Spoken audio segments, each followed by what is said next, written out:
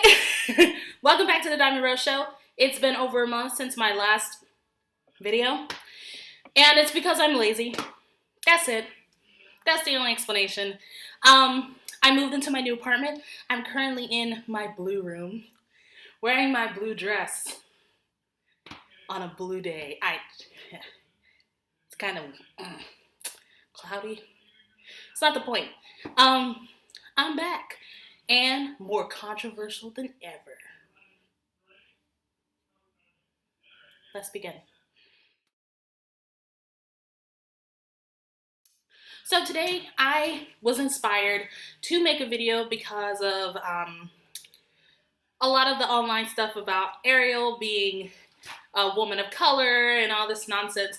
And while I did make a post on my Facebook, stating, hey, y'all being shady about this is really shady, especially for some of y'all who claim up and down that you were cool and whatnot.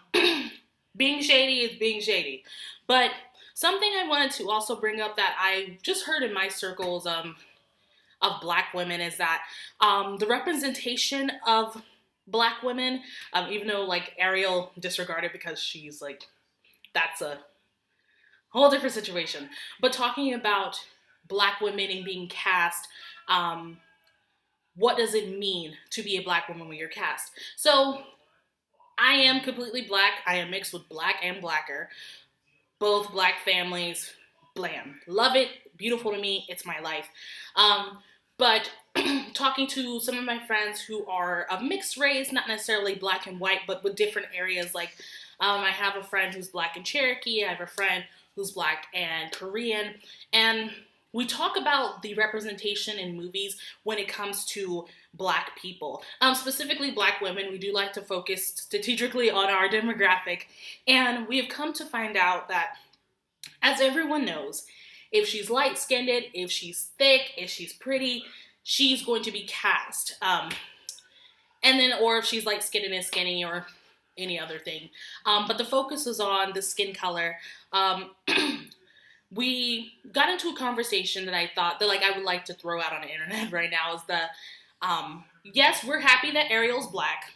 Cool, whatever. We're all kind of upset about, Mulan not being a musical.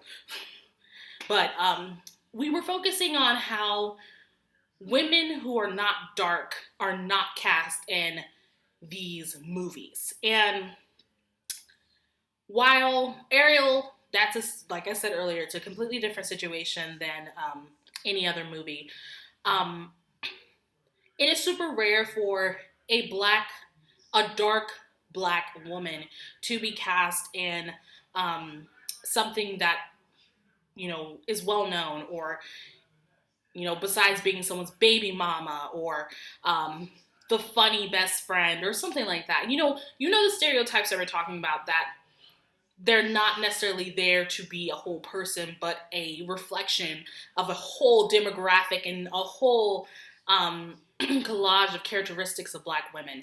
And me being a black woman, and I am darker, I'm sitting in front of my window, so I look a lot lighter, and it's just because this has got the best lighting. And it's not because it makes me look lighter, it's just because it'll make everything else look fuzzy.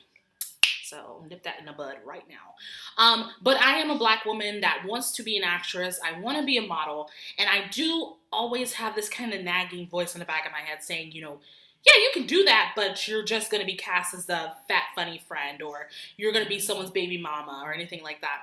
And how I would love to be a princess that is dope and cute and beautiful and shit. But understanding that will take time. And that voices like mine are not at the table. And how do I remedy that? How do I deal with that? And, sometimes it does take some thinking about, why have we gotten to this point? Historically, yes, we know the background, but it's consumption rates. As a society on internet, we very much, everyone knows who the attractive people are and what roles they play and what we want to see them in. And then we also know the people we don't want to see in certain roles. And we all feed into that, regardless of where we stand, of where we are.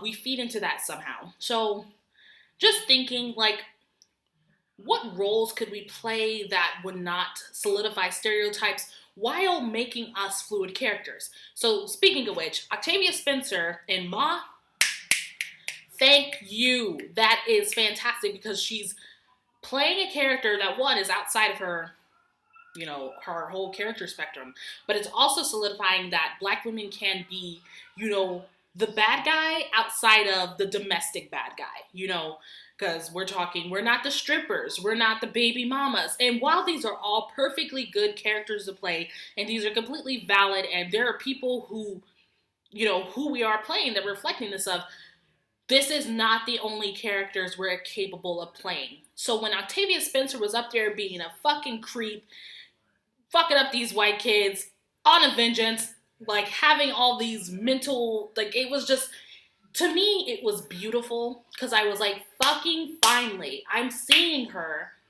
and something that's not making her a maid or someone's servant or someone's just backhanded friend. She is center stage fucking people up, and I am about that. And I'm a big horror fan. I hope to be in a horror movie. I hope to star in them. I hope to direct them and write them. It really spoke to me. And it also kind of made me nervous because while that is a fantastic role to play and it's gonna open doors for Black women specifically to be seen as, you know, horror movie antagonists, I don't want it to be where we are constantly the bad guy, where if you see a dark-skinned, chubby person or a dark-skinned woman on screen, you know she's the bad guy. I don't want that. And I don't want that for myself, but I also don't want that for younger generations who do aspire to do these things, but feel as though, due to my skin color, I'm going to be typecast like that. No, you are versatile. You are beyond this. It's beyond me. It's above me. You are more than that. But I'm trying to figure out how can we get to that point where, as a community and as, you know, consumers, we are reflecting that we want these characters to exist.